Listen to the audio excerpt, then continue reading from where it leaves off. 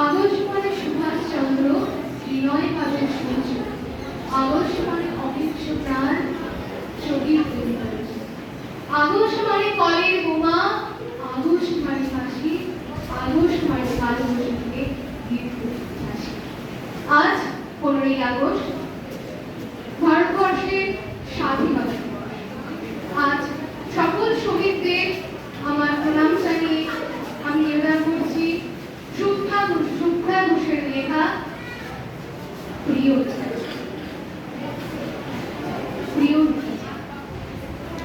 অনেকদিন ধরে তোমাকে চিঠি লিখতে বলেছিলাম, কিছুতেই আর বই উঠছিল না।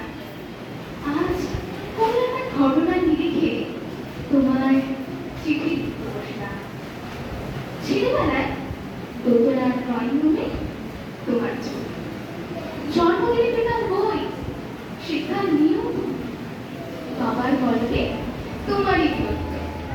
দেখতে দেখতে শুনতে শুনতে তুমি আমিও তোমার ভক্ত। বাবা বলতে দেশে আরেকজন নেতা ছিল, বাঙালিতে বীর সুভাষের মহান দেশ।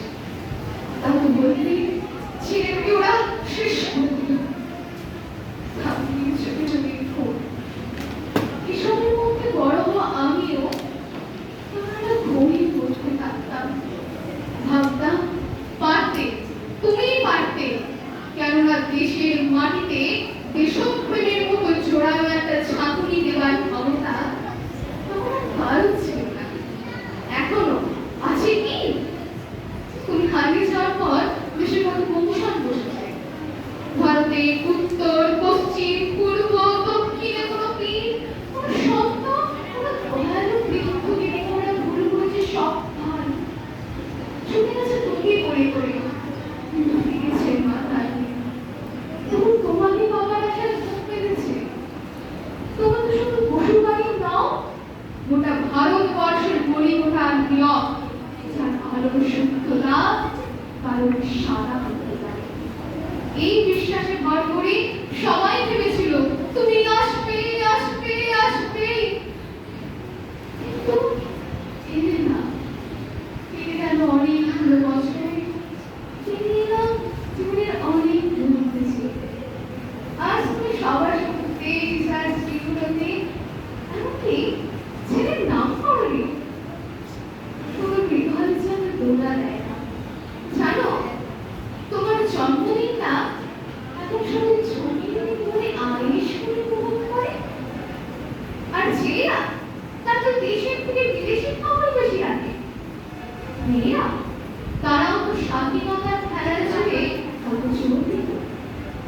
শুধু মাটিটাই কাঁদে, সেই কান্না যেন খরা ভূমিকম্প এনে নিয়ে বন্যা হয়ে চারিদিক ভাসিয়ে দেয়। এখনো অভিমান করে শুনে থাকবে বুঝবি। আজ যখন ঘাড়ের উপরে একটা 47-এর বলি খেলা ঘর নিয়ে চিকিরে, তখন শোনাও সেই আওয়াজ, আমি সুভাষ বলছি। মেয়েটা তবু এসে বলবে, মা দেখো উনি আসছে, উনি ফিরে আসছে। পাশের বাড়ি মেশমশাই ডাকবেন জানলা দিয়ে, বৌমা আমি বলিনি উনি ফিরে আসবে।